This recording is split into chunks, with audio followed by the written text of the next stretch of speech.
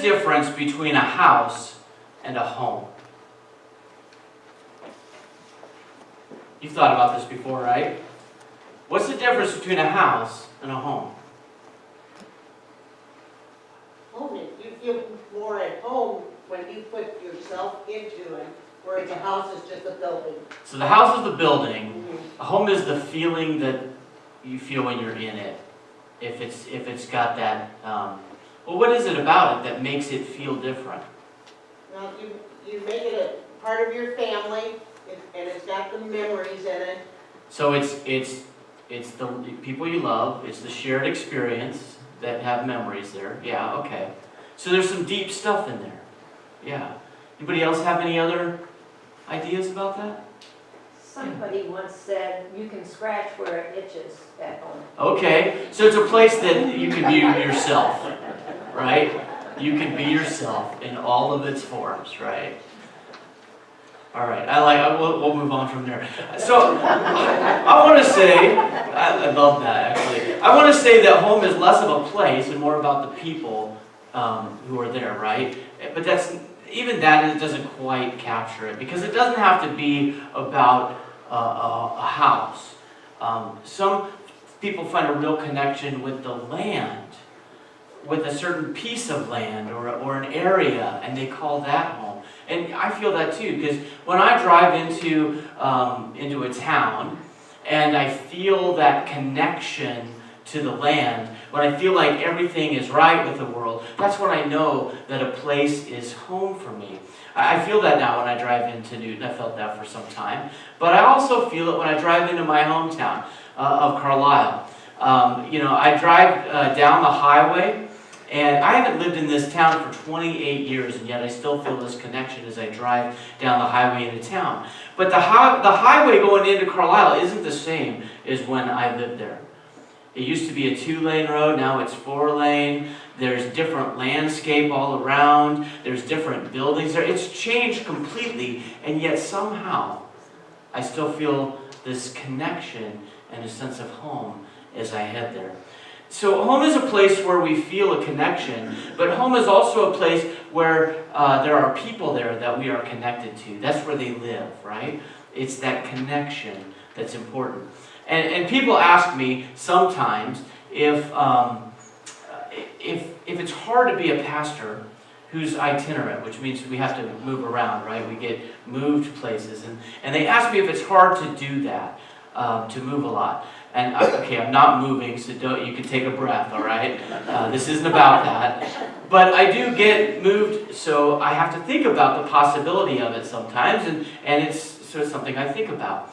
And yeah, moving's hard, but it's also exciting, right? It's hard to leave the comfort of what you know, but it's exciting to experience the new.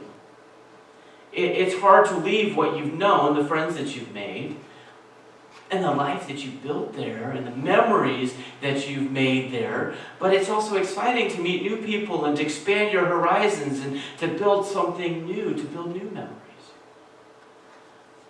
And I'm sure that our graduates today are experiencing some of this, right? I know that our high school graduates are all going to continue their education at the greatest school in the history of the world, right? The University of Iowa. Well, it is. Don't let anybody tell you different, right? Except Grant's like the only one here, and he went to Iowa State. I did not plan that, man. Okay. I beg your pardon. Yeah, right.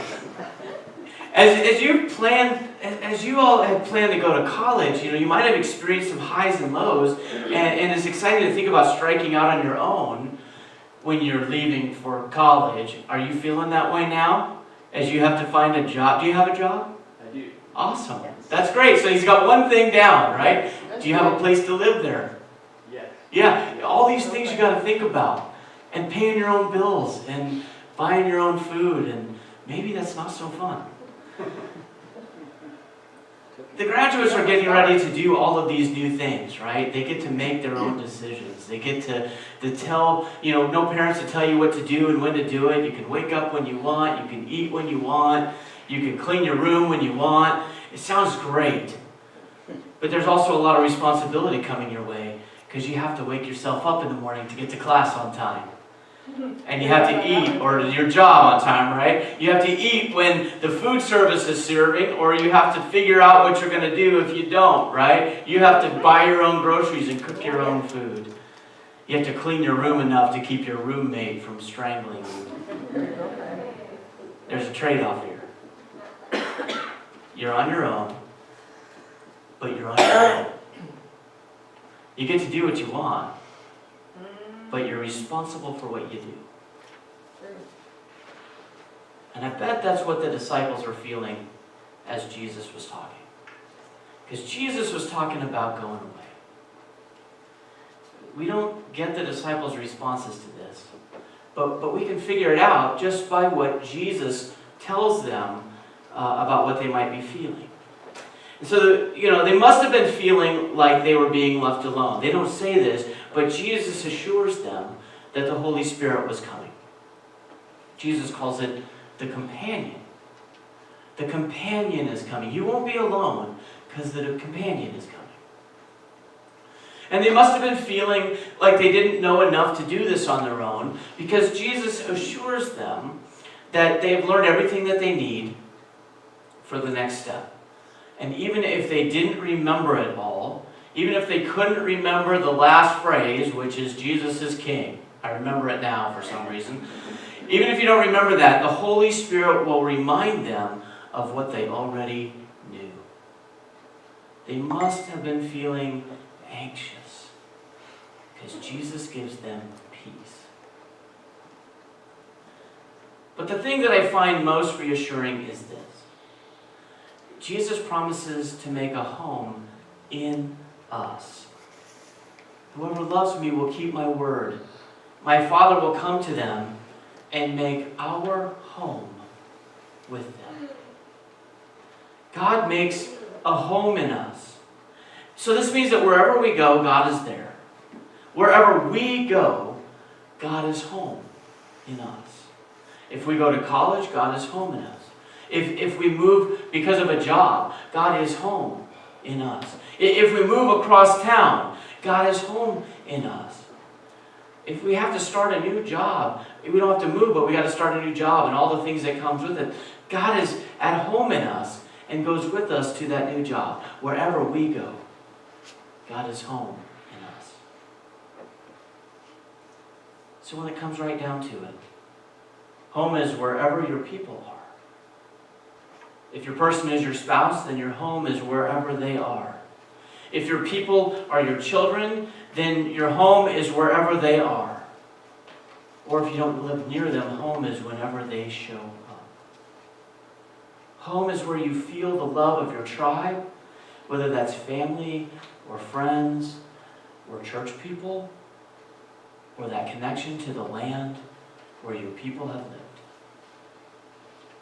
And that's how God feels about us. We are God's home. We are the place where God feels connected. We are the place where God feels that love that comes from being with your people, because we are God's people. And so God feels that love in us. We are God's home. And so wherever we are, God is home. So Grant, know that you will always have a home here. Don't be a stranger. Come back and share your adventures with us. Come back and tell us of the things that you've learned and the things that you've discovered and the things that you've made. We'll miss you. But you will always be at home wherever you are, because God will be at home in you. You will always be home wherever you are, because God will be at home in you. Because God is home in us. Would you pray with me, please?